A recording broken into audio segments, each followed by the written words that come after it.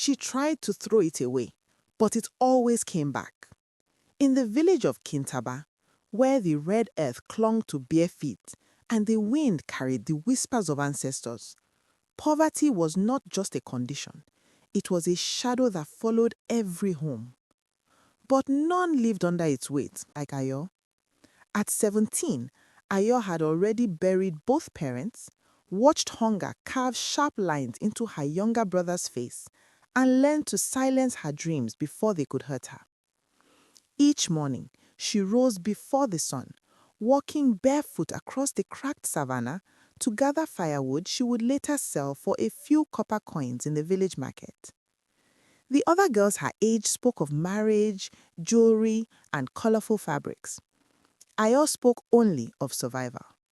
Yet, even in hardship, she possessed something rare, a quiet dignity. Her dark eyes held patience, her steps held endurance, and her heart held a stubborn hope she refused to kill. On the morning everything changed, the sky burned gold before sunrise, as if the heavens themselves were melting into the earth. Ayo walked alone toward the dry riverbed outside the village, a place most avoided. Elders often warned that spirits wandered there at dawn, searching for something they had lost long ago. Ayo did not believe in such things. Hunger was real. Spirits were stories. She stepped carefully across the cracked stones of the riverbed, scanning for fallen branches. A faint glimmer caught her eye, something buried half beneath the dust. At first, she thought it was a shard of broken glass. Then the rising sun struck it fully. Gold. Real gold. Her breath caught as she knelt, brushing away layers of fine sand. A bracelet emerged, thick, perfectly circular, engraved with intricate symbols that shimmered like liquid light. It was unlike anything she had ever seen in Kintaba. Not village-made, not ordinary. It looked ancient. Ayo glanced around. No one. Her fingers trembled as she picked it up. It was warm, not from the sun, but from something deeper, like a slow living pulse. For a moment, she nearly dropped it, startled by the sensation. Then she laughed softly at herself. Gold does not breathe, she murmured. Still, something about the bracelet felt aware. She slipped it onto her wrist. It fit perfectly. A sudden gust of wind swept through the dry riverbed, lifting dust into a spiraling dance around her. The air seemed to hum, low and distant, like a forgotten song echoing beneath the earth. Ayo stiffened, heart pounding, but the sensation passed as quickly as it came. Silence returned. She shook her head and gathered her wood, hiding the bracelet beneath the loose cloth of her sleeve. That evening, Kintaba witnessed something it had never seen before. Ayo walked into the marketplace and sold a single bundle of firewood, and the trader paid her with a full silver coin instead of copper. She stared at the coin in disbelief. "There must be a mistake," she whispered. The trader shook his head slowly, eyes strangely distant. "No mistake," he said. "Your wood is worth more today." "More today?" Confused but grateful, she returned home. Yet, as the night unfolded, small miracles continued. A neighbor arrived unexpectedly with a sack of rice, claiming he had extra. A passing merchant offered cloth in exchange for nothing at all. Even the village chief's wife sent cooked meat to Ayo's hut, something that had never happened before. By nightfall, Ayo's home overflowed with food and goods. Her younger brother laughed for the first time in months, stuffing his face with warm bread. "Are we rich now?" he asked, his eyes shining. Ayo forced a smile. "I don't know." But deep inside, a quiet realization formed. The bracelet. Her gaze fell to her wrist, where the golden band gleamed softly in the firelight. The moment she considered removing it, a strange chill slid down her spine. The fire flickered violently. Outside, the wind rose with a low, mournful whistle. Ayo swallowed. "This is foolish," she muttered. She pulled the bracelet off and placed it on the ground beside her sleeping mat. Instantly, the hut fell silent. Too silent. Even the night insects stopped singing. Ayo lay down, forcing herself to sleep. She did not dream. At dawn, sunlight crept through the cracks of the mud walls and touched her face. She stared slowly, then froze. Something cold rested against her skin. Her wrist, the bracelet. It gleamed there as if it had never left. Ayo sat upright, heart racing. She looked around wildly. The bracelet she had placed on the floor was gone, yet it now circled her wrist once more, perfectly warm, perfectly still. "No," she whispered. Hands shaking, she tore it off and ran outside. The village was just waking up. Roosters crowed, smoke rose from cooking fires. She marched to the edge of Kintaba and hurled the bracelet as far as she could into the tall grass beyond the path. It vanished into the green. Ayo exhaled slowly. "Finished," she said to herself. She returned home, forcing calm into her steps. That day, even greater fortune arrived. A traveling merchant stopped by her hut and insisted on buying land from her. Land she didn't even own, pressing heavy gold coins into her hands before leaving. By evening, Ayo possessed more wealth than anyone in Kintaba. Fear replaced gratitude. That night, she barely slept. When dawn came, she didn't move at first. She stared at the ceiling, dread pooling in her stomach. Slowly, she lifted her arm. The bracelet rested on her wrist, shining, silent, unavoidable. Ayo's breath broke into a whisper of terror. She had thrown it far beyond the village. No one had seen. No one could have returned it. Yet here it was, waiting, watching. And somewhere deep in the wind beyond her hut, a voice she almost heard seemed to murmur softly, "Wealth is never free." By the third morning, Ayo stopped trying to convince herself that what was happening was normal. Nothing about the bracelet was normal. It lay against her skin like a second pulse, warm, steady, and patient. No matter how tightly she wrapped cloth around her wrist, no matter how often she removed it and hid it, it returned with the dawn, as faithfully as the rising sun. And with it came wealth. At first, the blessing seemed harmless.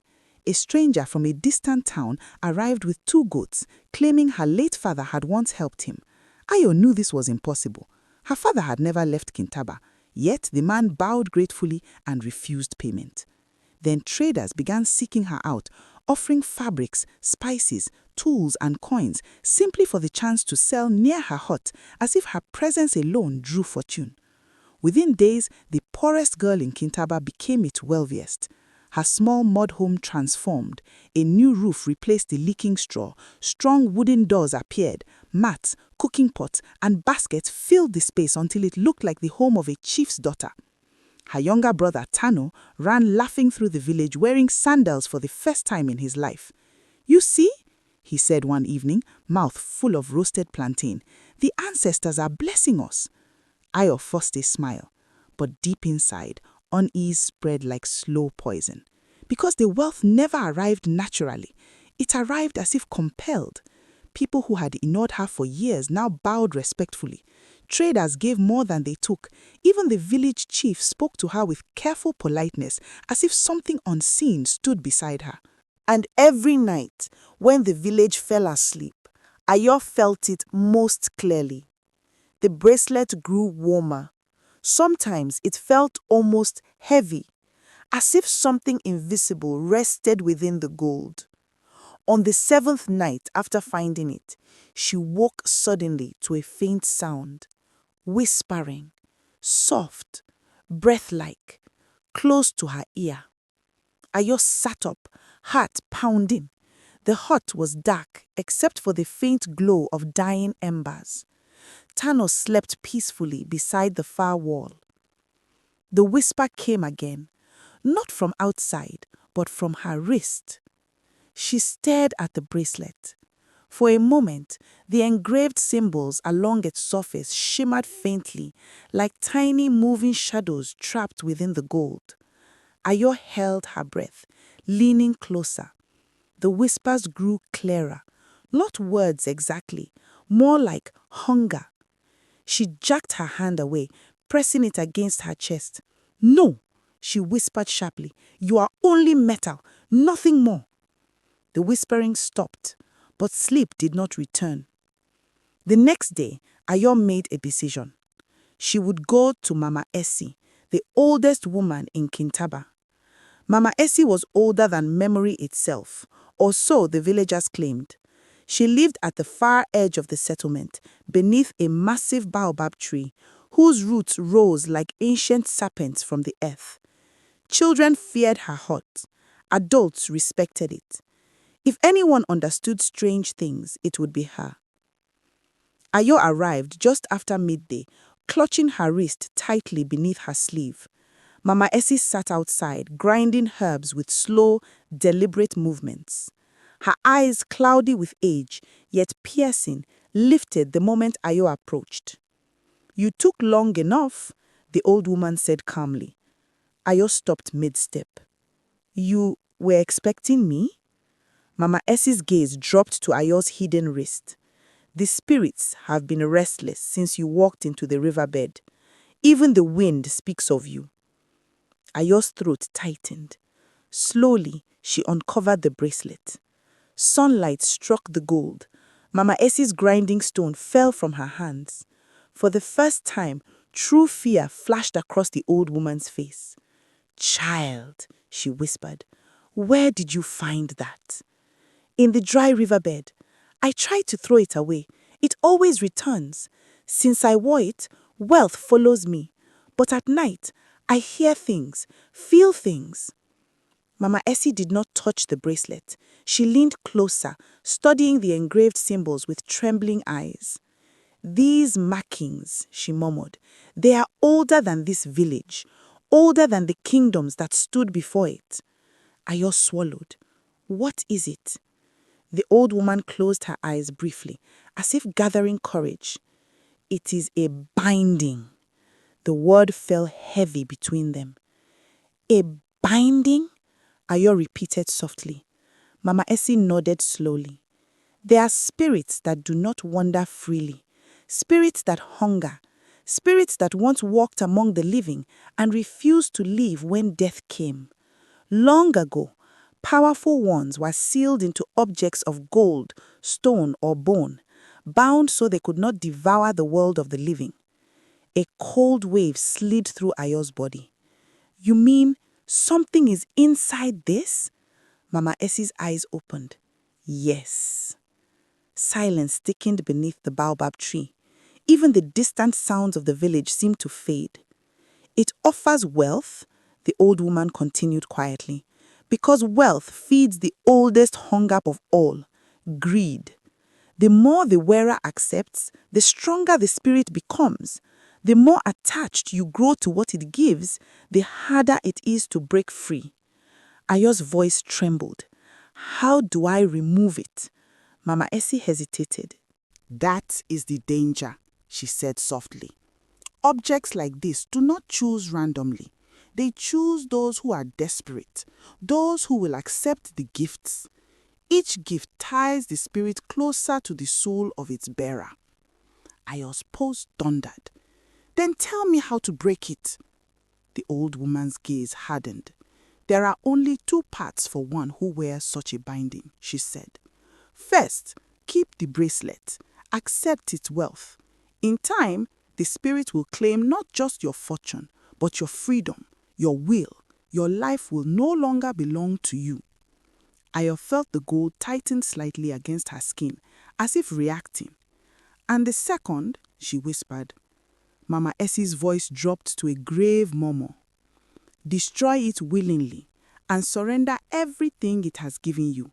Every coin, every comfort, every blessing. You must return to the life you had before, or worse. Only then will the spirit lose its hold." Ayo stared at the bracelet.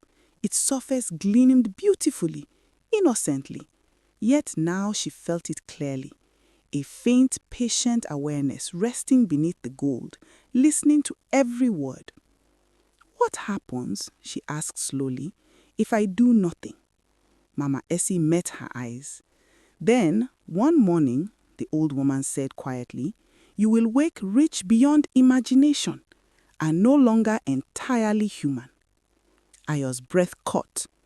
A sudden wind roared through the baobab branches above them, scattering dry leaves across the ground. For a split second, the bracelet burned hot against her wrist, almost painfully. And in that heat, she felt it. Not just a presence, a smile waiting. The bracelet never left her side. Even as Ayo returned from Mama Essie's hut, its weight seemed heavier, its warmth deeper, almost alive. She walked the streets of Kintaba, feeling the eyes of the villagers on her. Not curiosity, not envy, but something colder, something she could not name. At first, the wealth brought comfort. New clothes, food, a sturdy roof over their heads. Traders came from distant villages offering goods beyond imagination. Ayo's hut became a small palace of splendor. Her brother Tano danced among the sacks of rice and gold coins, laughing like the world had finally chosen him. But the village's whispers changed. People stopped laughing. They stopped meeting her eyes. A small child's mother yanked her away when Ayo passed. Even her friends avoided her, as if some invisible force warned them not to touch the golden glow. Ayo ignored it, clinging to her new life. On the 7th night after visiting Mama Essie, the whispers began again. This time, it was not soft, not distant. It was in her head. Greed, greed, greed. Ayo bolted upright. Sweat drenched her body. The bracelet glowed faintly in the moonlight, shadows moving beneath the gold. She tried to remove it, but her fingers refused to obey fully, as if the bracelet had rooted her hands in place. A voice, deep, ancient and patient, filled her mind. Why do you resist, child? I bring you wealth. I bring you power. Why do you struggle against your fortune? Ayo screamed, shaking her wrist violently. I don't want this. I don't want your power. The bracelet pulsed. The room seemed to bend around her, shadows stretching toward the golden band. Ayo fell to the floor, clutching her head. You cannot escape me. I chose you. You desired what you did not have. I am yours, and you are mine. By morning, Ayo could barely walk. Her body ached. Her mind felt heavy, clouded with dread. She glanced at the bracelet. Its glow had dimmed but pulsed faintly, like the heartbeat of something alive. She tried to throw it away again, down the well, into the river, even burying it beneath a baobab tree. Each time, it returned the next morning. It was relentless. And so, the blessings came with chains. Gold coins, rich food, gifts of fabric and livestock, but her nights were filled with whispers. Shadows clung to her. Even her dreams belonged to the bracelet. One evening, a stranger arrived in Kintaba. He was tall and thin, his skin pale against the dark earth. His eyes were black pools that reflected nothing. He moved silently, almost floating. He approached Ayo's hut without knocking. I have come for the girl who wears the golden band, he said softly. Ayo froze. How do you know? She asked. The stranger smiled, a small, cruel curve of lips.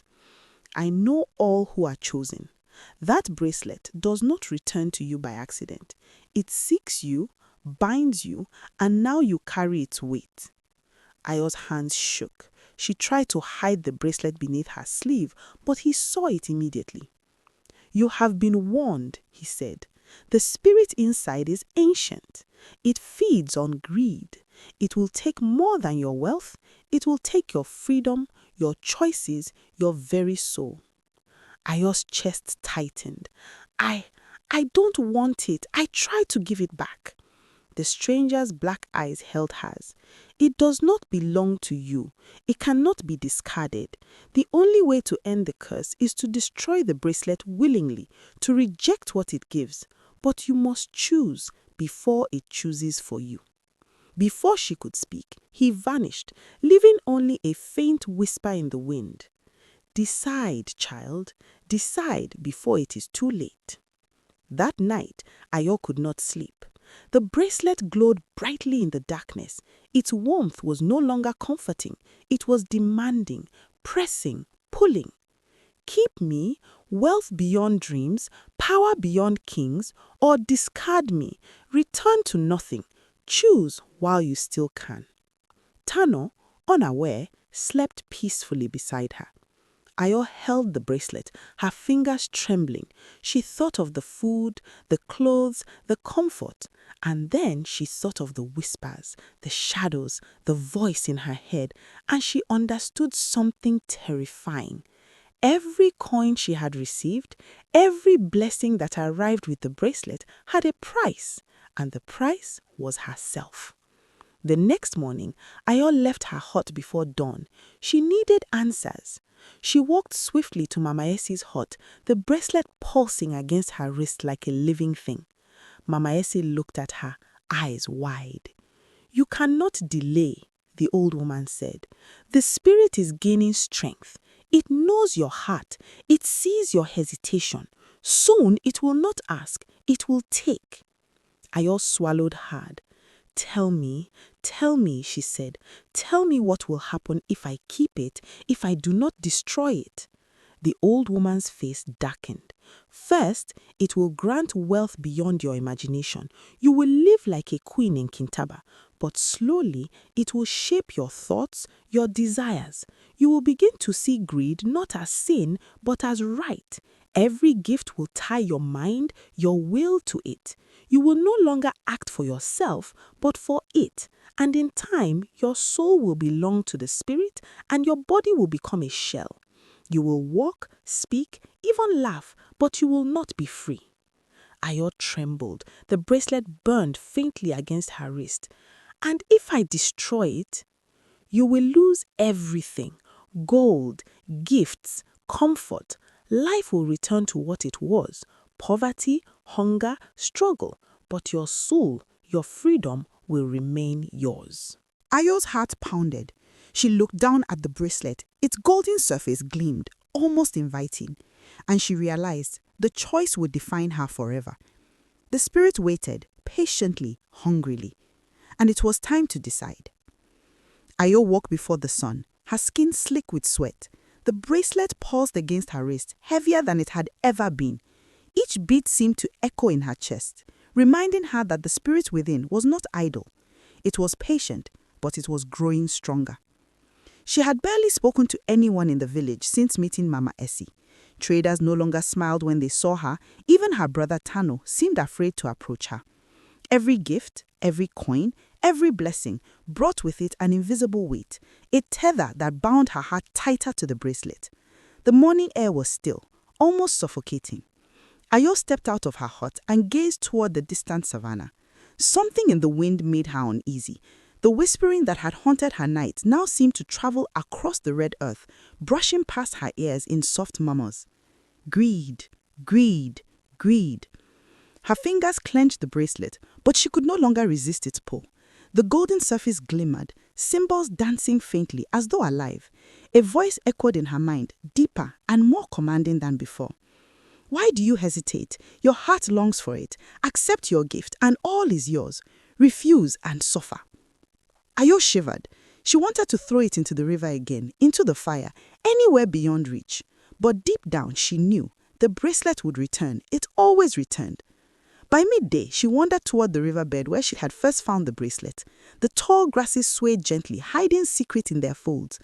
Ayo knelt at the place where the bracelet had emerged from the earth. Her hands trembled as she traced the ancient symbols with her fingers. She felt the bracelet respond, warming, pulsing, alive. The whispers became words. "Your greed is mine. Your desire is my feast. You will obey, eventually." Ayo's vision blurred. She stumbled backward, heart pounding, as shadows began to gather along the riverbank. Dark forms emerged slowly from the tall grasses, humanoid figures, taller than any villager, their shapes indistinct but their eyes glowing faintly red. "The chosen one," one whispered, the voice like dry leaves, "feeds us." Ayo stumbled to her feet, clutching the bracelet. She realized now what Mama Essie had feared. The spirit within the gold was not solitary. It was ancient, connected to forces that once roamed freely among humans. The bracelet had been a prison, but also a beacon.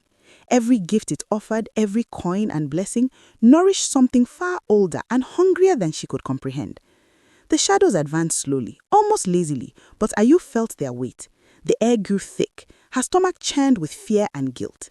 She had already taken so much, and with every blessing she had fed the spirit's hunger. That evening she returned home. The wealth in her hut now felt like a cage. Gold coins and silk fabrics gleamed mockingly, as though the items themselves were aware of the trap she had fallen into. Tano greeted her with hesitant joy, but even he seemed smaller somehow, diminished by the invisible chains around her sister. Ayo could not eat, could not sleep. She paced the hut, feeling the bracelet tighten. She thought of destruction, of smashing it into pieces, of burying it in fire, but even that seemed impossible. The golden band pulsed as if laughing at her resolve. You cannot destroy me. You were chosen. You wanted this. You belong to me. Her mind raced. Desperation clawed at her chest. She remembered Mama Essie's words. Destroy it willingly and surrender all the blessings. Keep it and lose herself. Her eyes fell to Tano, sleeping quietly, trusting her. She realized with horror that the bracelet's hunger might not stop with her. Every moment she delayed, every blessing she kept, she fed something that could eventually consume those she loved. That night she dreamed. In the dream, the bracelet grew to the size of her forearm, glowing brighter than the moon. Shadows poured from it, twisting into shapes of monstrous creatures. They surrounded her, whispering promises of power and wealth. The whispers became screams, chanting her name. Accept! Accept! Accept! Ayo fell to her knees in the dream, clutching the bracelet, tears streaming down her face.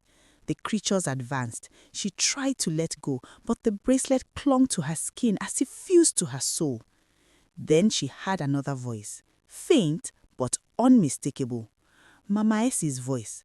Freedom lies not in gold, child, but in choice. The dream shattered.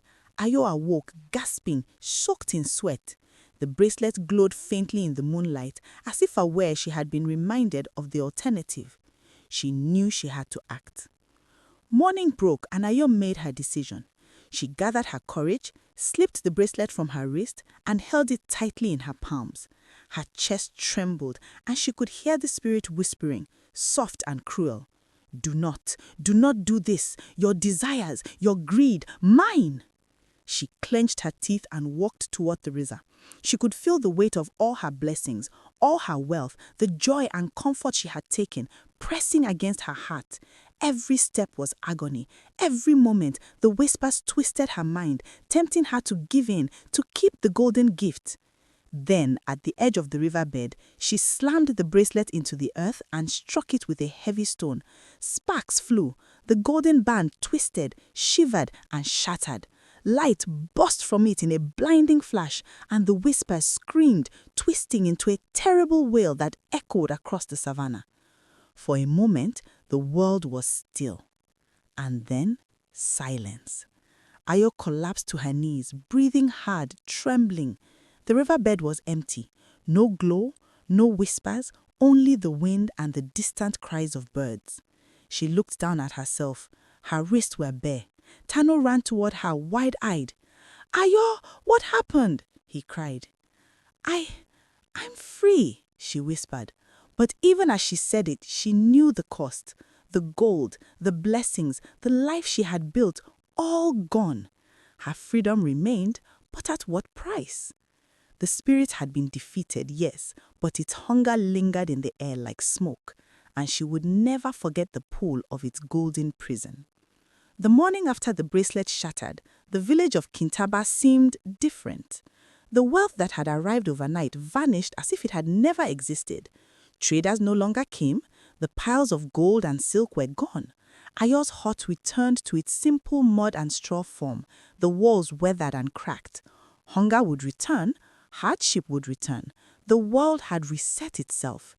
Yet something profound had changed within her. Her wrists were bare. No pulsing warmth, no whispers, no shadows, only the quiet, steady rhythm of her own heartbeat. Tano ran to her side, worry etched across his face. Ayo, are we poor again? Ayo knelt and hugged him tightly. Yes, but we are alive and we are free.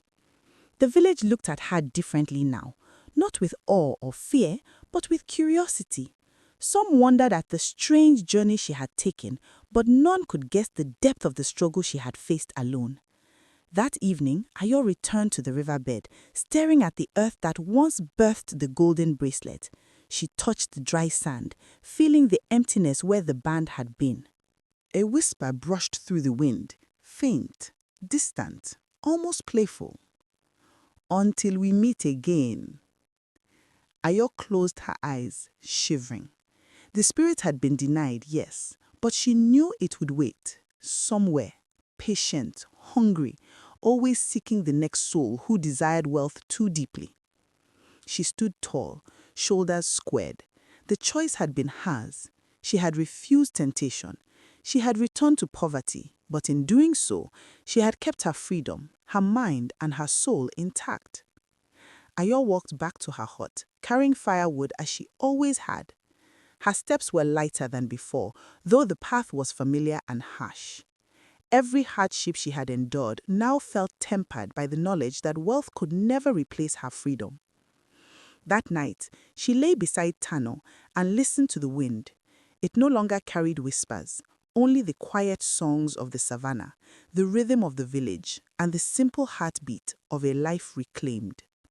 And somewhere deep in her mind, Ayo smiled. She had learned a truth that no gold could ever teach. Freedom, even in poverty, is richer than the brightest gold, and no spirit can ever bind the will of one who chooses wisely. The bracelet was gone, the wealth was gone, but Ayo had gained something far greater. The courage to face temptation, the wisdom to recognize danger, and the unshakable knowledge that she, and she alone, determined her destiny. And for the first time in months, she slept without fear.